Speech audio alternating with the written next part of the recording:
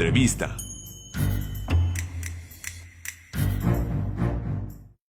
En esta ocasión saludamos al investigador de análisis de México Cómo Vamos, Axel Eduardo González, para dar seguimiento a la actualización de los semáforos estatales de informalidad laboral, en donde se está dando a conocer por parte de la investigación que han realizado expertos de México Cómo Vamos, que el mercado laboral mexicano apenas está alcanzando los niveles de recuperación prepandemia. Es un tema muy delicado porque pues el tema económico sigue siendo delicado para el país.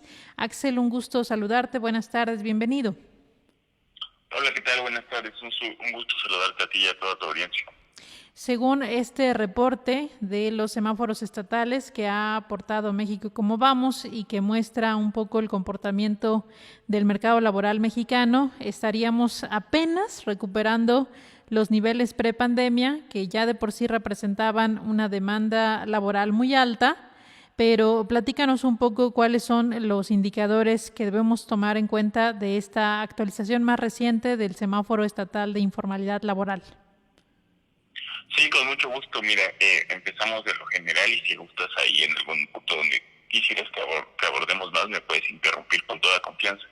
Pues sí, como bien mencionas, actualizamos nuestro semáforo económico respecto a informalidad laboral y además lo acompañamos con una publicación en general sobre cuál es el estado del mercado laboral mexicano ahora el tercer trimestre de 2021, que es la actualización que se realiza a partir de la publicación de este trimestre de la encuesta nacional de ocupación y empleo que realiza el INEGI.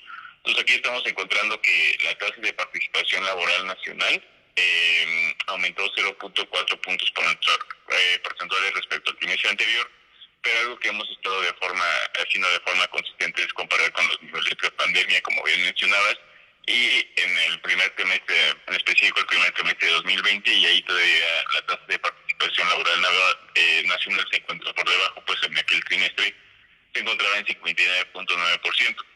Aquí uno de los puntos más importantes a destacar que esta tasa de participación laboral, que se calcula de la población ocupada, es decir, aquella que tiene un empleo respecto al total de la población económicamente activa, esta es muy diferenciada entre hombres y mujeres. Existe una brecha de 32.1 puntos porcentuales, es decir, que la tasa de participación laboral para los hombres es del 76.3%, mientras que para las mujeres es del solo 42.2%. Esta es una de las brechas más amplias que existe en toda Latinoamérica.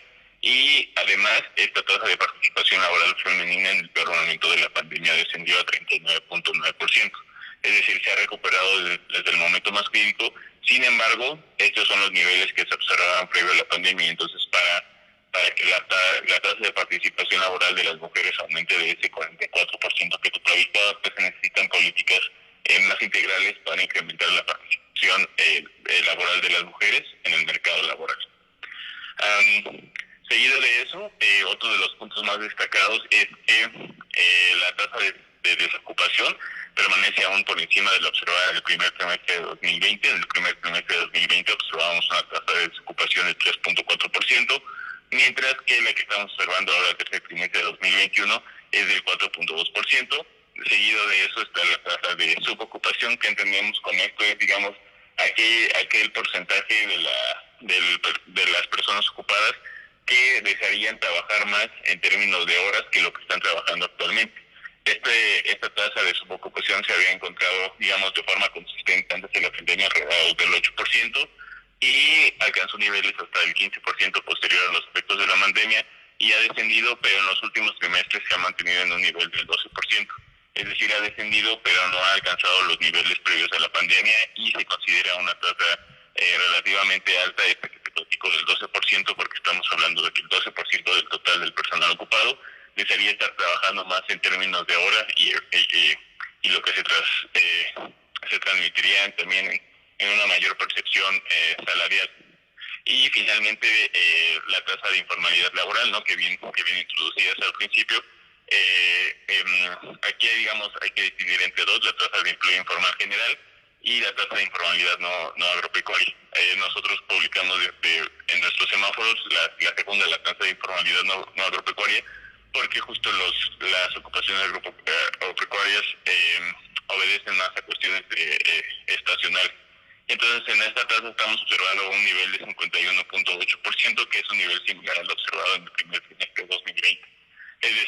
Es decir, en el sector informal ya vemos una recuperación del trabajo, pero aquí es muy importante señalar la importancia de por qué es importante echarle un ojo a estas cifras de informalidad laboral, porque recordemos que los trabajadores informales pueden estar empleados en negocios informales, no registrados ante las autoridades, o en negocios formales que no obstante no les proporcionan un vínculo laboral reconocido ante la ley, y esto se traduce, digamos, en una menor protección social, ya que no tienen acceso a seguros médicos o seguros o mayores protecciones salariales, ¿no? También es un hecho que en un empleo formal las protecciones salariales son mayores a las que se observan de manera general en el mercado informal.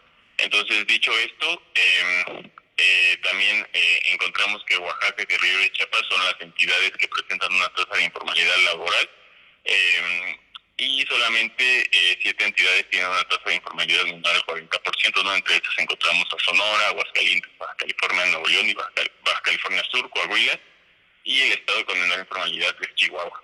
Y también uno de los puntos más importantes que nos gusta destacar en estas publicaciones es que, como ya te había platicado, es muy distinto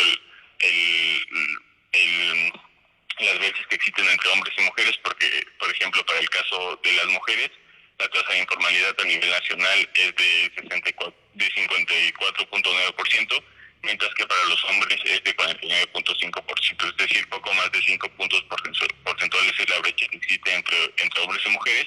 Y además, en 30 entidades de la nación, es decir, en 30 estados, la tasa de informalidad laboral es mayor para las mujeres que para la que se observa para los hombres. Axel, ¿habría alguna pues relación económica en el sentido de que Oaxaca, Guerrero y Chiapas sean las que presenten una entidad de informalidad laboral tan alta? ¿Tendría que ver, digamos, con los índices de desarrollo y de promoción económica de esas entidades? Sí, como bien te platicaba, tener un empleo informal pues está asociado a menores prestaciones salariales y no tener acceso a seguridad social o a servicios de salud, ¿no? Un empleo formal, por ejemplo, que la mayoría está constituido por el vínculo, donde se está constituido el vínculo laboral, pues se tiene acceso, por ejemplo, al INSS, ¿no? El Instituto Mexicano del Seguro Social, y digamos los cuidados de salud que representa tener este vínculo laboral bien establecido. En el caso de la informalidad, pues esto no ocurre, y entonces las personas que se encuentran en la informalidad se encuentran en una posición de desventaja, no solo en términos de percepción salarial, sino aquellos servicios a los que tienen acceso, porque en ausencia de este vínculo, pues ellos son las familias las que tienen que cubrir estos gastos en salud, estos gastos en alimentación, estos gastos educativos que digamos en otras circunstancias bajo el empleo formal podrían ser cubiertos. Axel, también, ¿qué más podría hacer el gobierno federal para aminorar el impacto que estamos viviendo?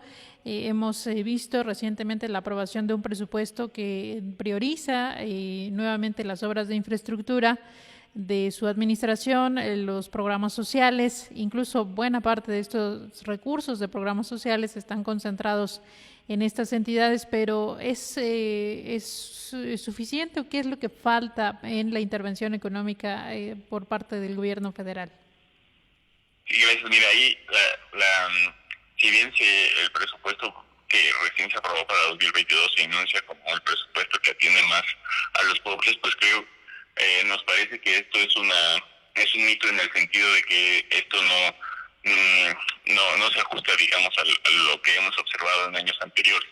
El aumento que se observa, por ejemplo, en gasto social se debe principalmente al incremento a las pensiones de adultos mayores. Recordamos que en el presente año se hizo un ajuste para que las personas beneficiarias anteriormente era de 68 años en adelante, y a partir de este año serán de 65 años en adelante. Entonces el incremento que estamos viendo en el gasto social se debe principalmente a este cambio, y digamos aquellos programas que estaban destinados para atender las necesidades de las familias con mayor prioridad, es decir, aquellas que se encuentran en situación de pobreza y pobreza extrema, permaneció constante. Entonces no se observa en este presupuesto un incremento considerable, más bien no se observa un incremento en aquellos programas que tienen un sentido progresivo, es decir, de atender las necesidades de aquellas familias que más lo necesitan. Pues vamos a estar muy al pendiente, Axel. Sabemos que este esfuerzo de los semáforos estatales le da muchísima información a los tomadores de decisiones para orientar las políticas públicas y en ese sentido agradecemos muchísimo esta apertura que siempre tiene México Cómo Vamos. Axel, gracias por la comunicación y muy buenas tardes. No, muchas gracias a ustedes por la invitación y cuando quieran podemos volver a platicar. Así, este panorama en torno a la informalidad en nuestro país y cómo estos semáforos de informalidad están variando, pero todavía sigue afectada la condición laboral de los mexicanos. Agencia Central de Noticias, Periodismo Multimedia.